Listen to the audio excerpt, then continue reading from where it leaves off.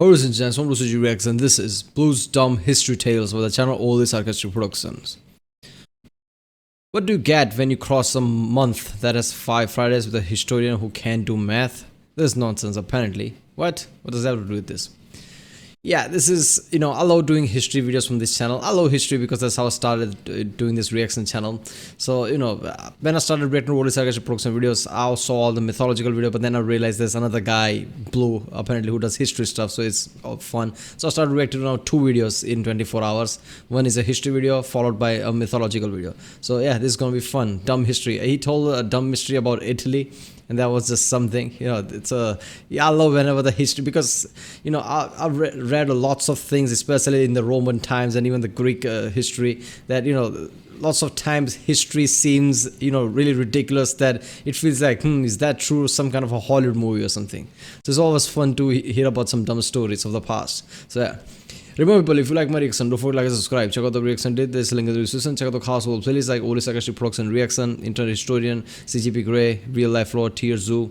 And yeah, let's watch this one. Hello everybody, welcome to a new video segment called I Didn't Realize Until Very Recently That March Has 5 Fridays in It, so my perfectly calculated 4 per month upload schedule disintegrated before my eyes just a couple days ago. Brought to you by Basic Arithmetic. It's not that hard, I'm just stupid. Yeah, so I may not be the sharpest knife in the Caesar when it comes to planning stuff, but I'm really good at talking. I'm not gonna lie, even I've noticed that Oli Sarcastic Production uploads frequent videos. Definitely, I guess 1 or 2. I didn't, notice that. I think it's more than 1 video in a month, right? Knowing their, their animation and the quality of the video, that's surprising that they can do that. Usually, channel requires good enough time to, make a video, but they upload videos after, one after one another like this. They have to do all the research, they have to make up things, they have to create this animation, and they still can do it. That's surprising. Talking about dumb things in history, so today I bring you top 5 hilarious, dumb, or otherwise interesting history stories to impress your friends. These are all bite-sized tales that are all mostly probably true, but history does tend to embellish itself with time, so grain of salt. Let's begin with number 5, The Legend of Lapsang Souchong Tea. Now this story has about a dozen different iterations depending on who you ask, because why should history ever be clear-cut? That'd be too easy and then I wouldn't have a job. So an army of bandits happens to be wandering around during the Qing dynasty in China, looting, pillaging, and generally burninating the countryside and the peasants, and in particular they stumbled onto a tea farm and had the impulse to ransack it, as you do. Unsurprisingly, as bandits aren't usually known for their foresight, they sacked the place before the tea was dry and ready to be moved or sold. So our resident geniuses had stuck themselves with a bunch of damp, heavy, and useless leaves. They then did the only logical thing and set it on fire. Well, to their credit, they actually roasted the tea over a pinewood fire to dry it out. The dried leaves all, unsurprisingly, smelled like smoke because that is how fire works, dummies. So they thought they had knackered their yield, and they booked it to the market to get it off their hands as fast as possible. A Dutch guy at the market asked to Alright, so I didn't get this. What, they were trying to dry it out by a fire or something? Why they set it on fire? And now they're like, oh shit, we have to sell it fast. try it first before buying a crate, and to everyone's total shock, he remarked that it was the most unique tea that he had ever had in his life. He bought the whole stock and brought it back with him to Amsterdam, and Lapsang Souchong has maintained a dedicated club of enthusiasts for centuries. And as it happens, this story has actually inspired a song from the legendary musician Snoop Dogg. Don't believe me? Just listen to this.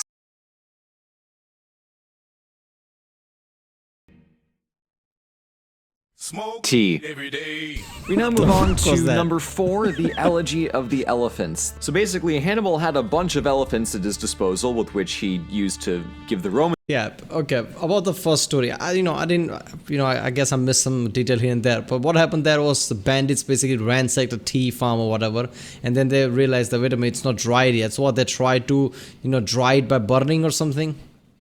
Then they realize, oh wait a minute, this is now the dry tea is burning out, so before it all ruins, they try to sell it fast and become a thing. Is that it? Because damn, that just shows you that how stupidity paired with some kind of an accident creates something new, I guess. Romans a bad time. First, he carted them across the Straits of Gibraltar into Carthaginian-owned Spain, and then, in order to get them across a bunch of rivers in France, such as the Rhone River, he had to make a bunch of rafts covered with dirt and grass to trick the elephants into thinking that it was land when they actually had to cross the river in the middle of a battle. Some elephants bought it, but a lot of them didn't trust like that, so they jumped off and swam across. Luckily, none died. A lot could have, and in the coming weeks, a lot would. So the next stop in the journey was crossing the Alps, which you may just know off the top of your head is not really elephant accessible. It's not even people accessible. Yeah, the Hannibal's journey to Rome like that was just ridiculous. At first I heard about it in, obviously, Doe had this video on Bass History. And, that was just ridiculous. Even though, ambitious, but seriously, that long journey using all this elephant, obviously most of his army died there. He got an eye infection, had to cut it off himself. So that's something. Most of the time, so perhaps not a surprise that a bunch of elephants fell to their deaths between, oh, God. Gosh, let's see, the narrow cliff faces, the seemingly endless ravines, the very steep, craggy slopes.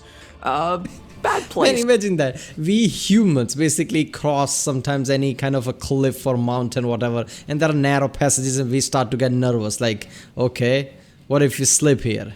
Imagine gigantic elephants who can barely walk because they're so heavy, going through that kind of a pass and seeing the, basically cliff down. That's just ridiculous. Of course they fell down. This is stupid.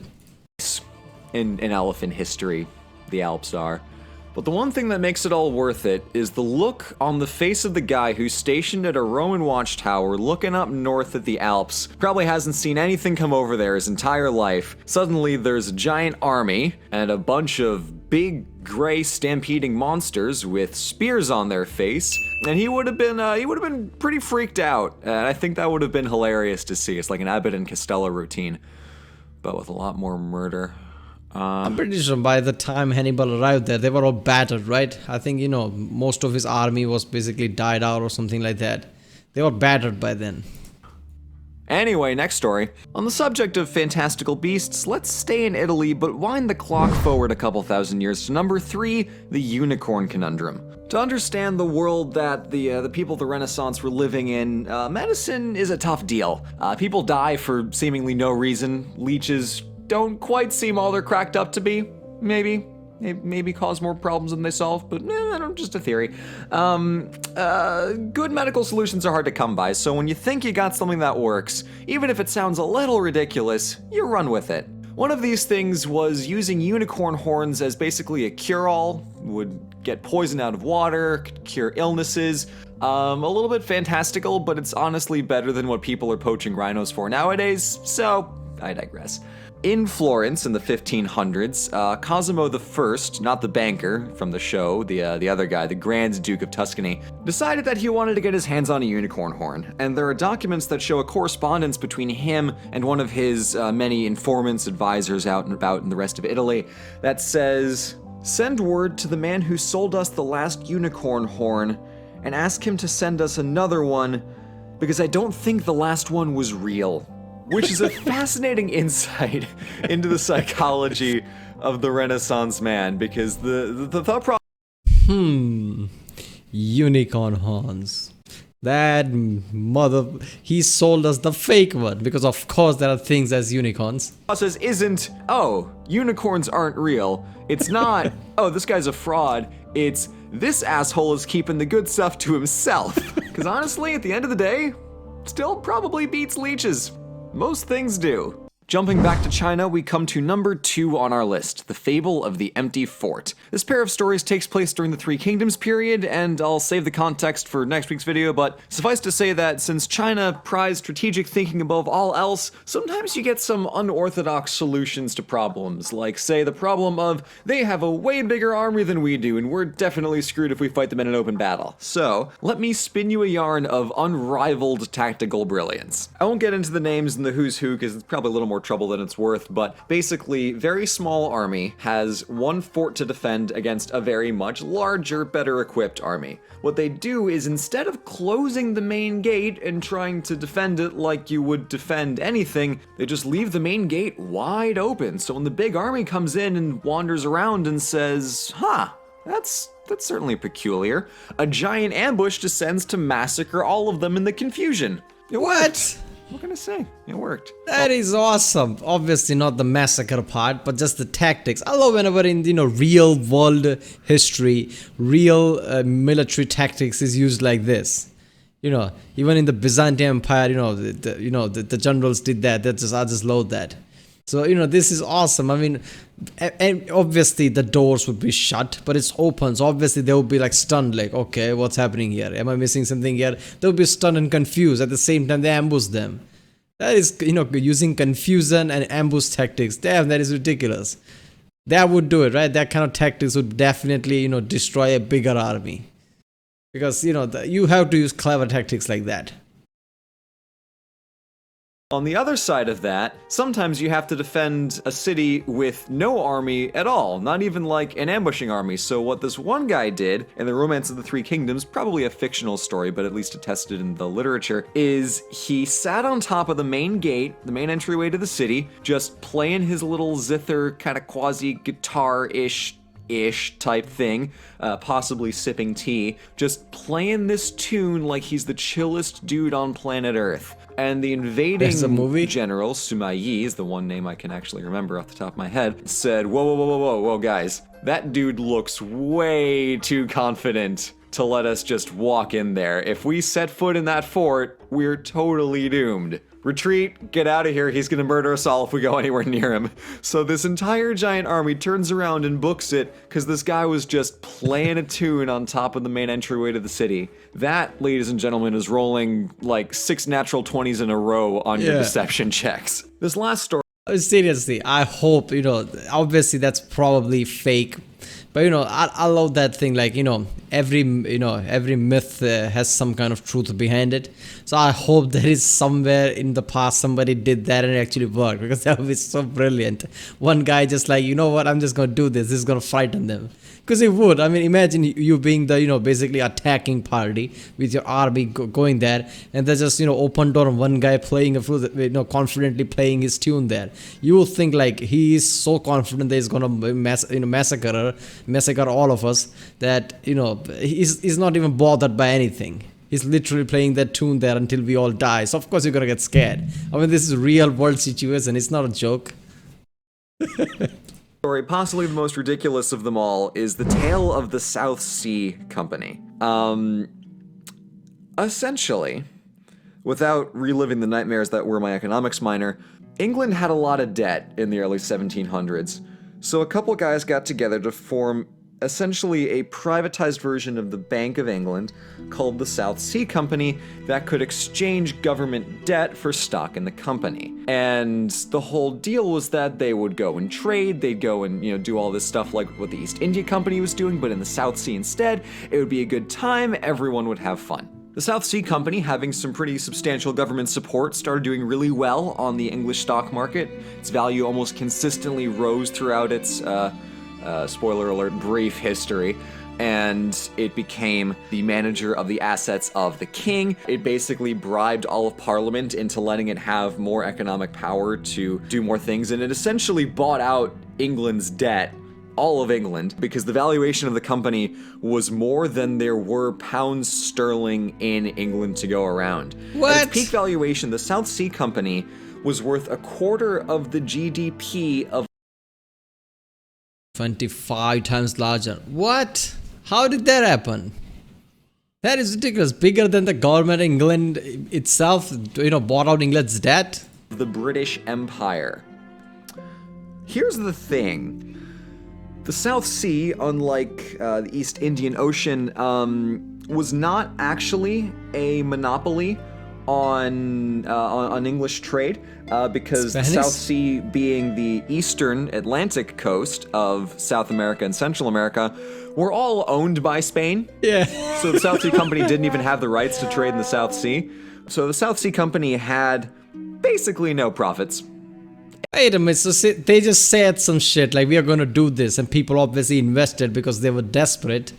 So they just created this smoke screen. They actually didn't do much there. I mean, it was about to, basically explode at one point when people realized, wait a minute, this is not going anywhere. Ever. But somehow they were worth a lot of money because people just kept putting money in and the stock kept going up, so people kept putting money in and the stock kept going up, so people kept putting money in, and then eventually the stock stopped going up. And then the whole thing came crashing down very swiftly. Basically, all of Parliament was implicated in it because they were the ones who took bribes and gave the South Sea Company way more rights than any company ever should have had. So that's the South Sea bubble. Yeah, but seriously, man, what is money? Money is basically people acknowledging something as value. But in the end, you still have to do trading and some kind of a real world profit thing. Otherwise, you're just creating some kind of a bubble that's just going to burst at one point. So that's just a smoke screen, basically. Company that was worth more than England and didn't actually make a single pound of revenue in its entire lifespan. In conclusion, always max out your charisma stats, and thank you for coming to my TED Talk. Thanks for watching, and before we go, I wanted to let you know about a channel. Yeah, max your charisma stat, obviously, but that will be short term. When it actually, collapses like that, you're screwed. You need to do real world trading if you're going to be, actually be worth that. I mean, sure, it's, tactics like that is help, help someone. If they are planning to invest that money, that would turn profit eventually. If they're not planning to that, that's just effed up. I mean, there was a documentary on Donald Trump, like how he wasn't rich, but he was just this, he was just constantly in front of camera, and he was just calling himself too much rich, that people start to think that he's rich. So his worth went up because people thought he's really rich. He's worth a lot of money. So people start to give him, basically loans and things and lots of money. People start to invest in him because they thought he was worth lots of money. And that actually benefited him because now he had invested, he had money that he could use to create things. So, you can hype things up like that and, gather money from people. And, it is a kind of a tactic, but you have to use that to turn profit in the end. Otherwise, people are going to be pissed off at you. So, yeah. Man, this is fun, man. This series is fun. Dumb history tales. There's even second part, I think. Yeah. Alright, people, if you like my reaction, don't forget to like, subscribe, check out the reaction. There's a link in the description. Check out the cards, please check out the end cards, and I'll see you next time.